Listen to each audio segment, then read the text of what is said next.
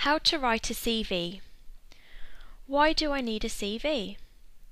Getting an interview can depend on how good your CV is.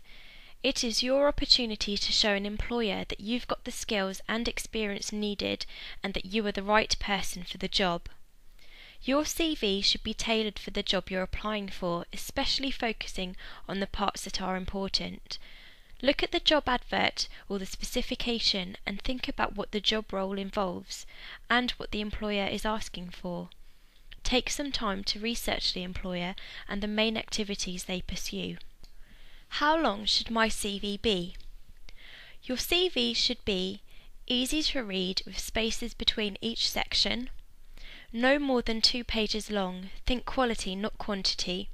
On average, readers absorb 60% of the first page, 40% of the second page, and the third page is generally a waste. Print your CV on white A4 paper using just one style and font. It should be concise and easy to read. Check it for spelling mistakes and grammar mistakes. What should I include?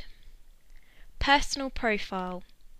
This section should only be a few lines long, but must spark the reader's interest. If your job involves working with people, you could say you're a good team worker and an effective communicator. Be brief as you can highlight examples of your skills in later sections. You may include the following: name, address and contact details, skills and qualities, work background and achievements. Employment history. Start with your present or most recent job and work backwards, ideally using bullet points as these are much clearer. You may include the following: each employer, the dates you worked for them, the job title, your main duties.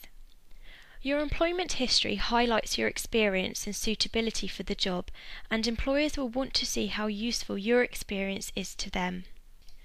Education and training. Start with your most recent study and go back to the qualifications you got at school. You may include the following: the university, college or school you went to, the dates the qualifications were awarded and any grades, any other courses if they're relevant. Hobbies and interests. Some employers like to read about your interests, as it can give them an idea of your strengths and what you'd be like to work alongside. As with your employment history, it should be relevant in some way to the job. Additional information. If you need to add anything else that's relevant, such as a gap in your employment history, you could include a further section titled Additional Information. References. You should state that references are available if required, although you do not need to include referees' contact details on your CV.